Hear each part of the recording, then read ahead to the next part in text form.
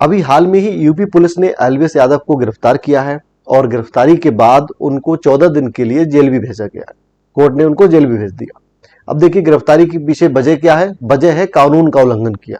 Elvis Yadav ने कानून का उल्लंघन किया, इसलिए पुलिस ने गिरफ्तार किया। गिरफ्तार के बाद कोर्ट ने उनको जेल भेज दिया। अब यहाँ पर हमारे लिए क्या है, तो चलिए एल्विस यादव हो या कोई और सही, अभी चर्चा का विषय है, तो चलिए हम यहाँ पर यह समझ लेते हैं कि आखिर किस वजह से उनको गिरफ्तार किया गया, उसके बाद कोर्ट ने उनको जेल भेज दिया। तो कौन से ऐसे कानून थे जो हमेशा यूपीएससी सही या आपका स्टेट पीएससी सही या कोई और एग्जाम सही, उन कानूनों के बारे में उन एग्जाम में पूछा जाता है और आप एनालिसिस करेंगे या आप देखेंगे तो शायद ही कोई साल ऐसा गया होगा जिस साल इन दो कानूनों से क्वेश्चन ना आए हुए हो। अब देखिए कानून का मतलब ये नहीं है कि आप लॉ के स्टूडेंट हैं तभी ये कानून के बारे में जानेंगे। कुछ कानून ऐसे हैं जो हमारे इन्वायरमेंट के लिए या हमारी सोसाइटी के लिए इतने इंपॉर्टेंट हैं कि उनके बारे में पूछ लिया जाता है। तो यहाँ पर हमें मतलब क्या है कि हम उन कानून को समझते हैं जिसकी वजह से ये गिरफ्तारी हुई है। हमें मतलब नहीं है कि एल्विस यादव को गिरफ्तार किया गया या किसी और को गिरफ्तार किया गया। बस कानून के बारे में बात आती है तो हम अपनी इसकी तैयारी कर लेते हैं कि अगर एग्जाम में पूछा जाएगा तो हम समझ पाएंगे। अब देखिए यहां पर समझते हैं कि आखिर वो कौन से कानून थे जिसकी वजह से एल्विस यादव की गिरफ्तारी हुई।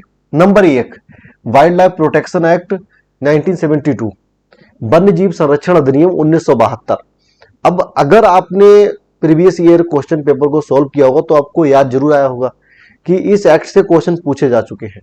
और यहां तक कि जो पुलिस का कांस्टेबल का एग्जाम होता है ना, उसमें भी पूछा जाता है कि ये अधिनियम कब बना। मतलब ज्यादा डिटेल में नहीं पूछा जाता है उसमें, यूपीएससी बहुत ज्यादा डिटेल में पूछता है कि उसके अंदर भी क्या क्या प्रावधान है। जबकि ये छोटे मोटे एग्जाम होते हैं उसमें डेट पूछ ली जाती है, कब पारित हुआ, ये सब चीजें पूछ ली जाती हैं। तो पहला इन्होंने कानून का उल्लंघन किया है वह है वाइल्ड लाइफ प्रोटेक्शन एक्ट 1972। दूसरा किया है एनडीपीएस एक्ट 1985। इसको थोड़ा समझिए। अब एनडीपीएस का पूरा नाम है narcotic drugs and psychotropic substance act 1985।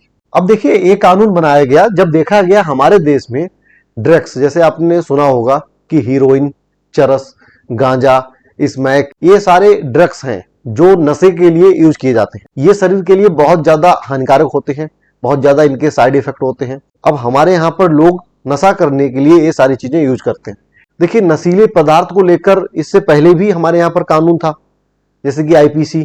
लेकिन गवर्नमेंट ने क्या किया, 1985 में जरूरत महसूस हुई कि एक अलग से कानून बनाया जाए जो हमारे यहाँ पर ड्रग्स हैं, ऐसे जो नार्कोटिक हैं या जो ऐसे नशीले पदार्थ हैं, इनको रोकने के लिए, नशीली दवाई हैं जिनका प्रयोग इंसान नशे के लिए करता है और फिर इसका आदी हो जाता है, तो जिसका गलत प्रभाव ना पड़े हमारे देश पे, तो इसलिए एक अलग से कानून बनाया जिसे हम शॉर्ट में एनडीपीएस एक्ट बोलते हैं।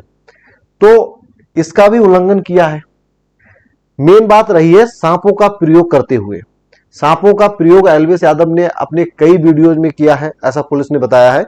और उसके अलावा सांपों का जहर बेचना जो हमारे एनडीपीएस में भी आता है और वाइल्ड लाइफ प्रोटेक्शन एक्ट का भी उल्लंघन है कि किसी भी जानवर को, जो जानवर पालतू नहीं है या जो दुर्लभ प्रजाति के सांप हैं, उनको आप ऐसे नहीं ला सकते हैं। उनको जंगल में ही छोड़ा जाए और जंगल में ही उनको रहना चाहिए। उनको आप अपने घर पे नहीं ला सकते हैं।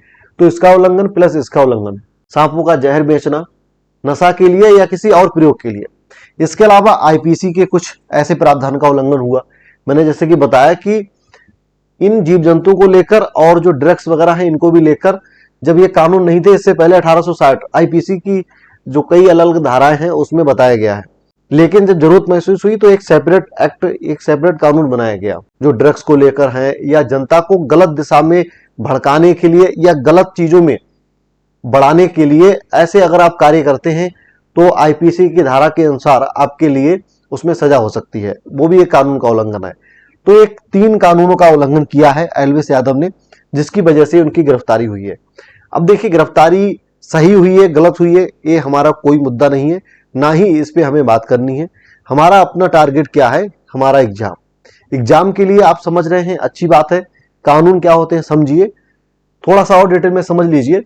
वन्य जीव संरक्षण अधिनियम जो बनाया गया है ये बेसिकली इसलिए बनाया गया है कि जो हमारे यहाँ पर पर्यावरण है, हमारा एनवायरमेंट है, ये हमारा सही बना रहे, इसको प्रोटेक्शन मिल सके। क्योंकि देखिए हमारे यहाँ पर जीव जंतुओं को प्रोटेक्शन मिलेगा तो हमारा पर्यावरण बना रहेगा। जीव जंतु और यहाँ पर मानव जो है और पेड़ पौधे हैं, ये सब अगर नहीं होंगे तो पृथ्वी पर जीवन ही नहीं हो पाएगा।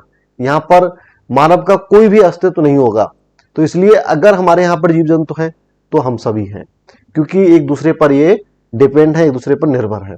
तो इसलिए ये कानून बहुत ही इंपॉर्टेंट कानून है और यूपीएससी ने अपने द्वारा, चाहे सिविल सर्विस का एग्जाम हो या कोई और एग्जाम हो, उन सब में इस एक्ट के बारे में तो जरूर ही पूछा है।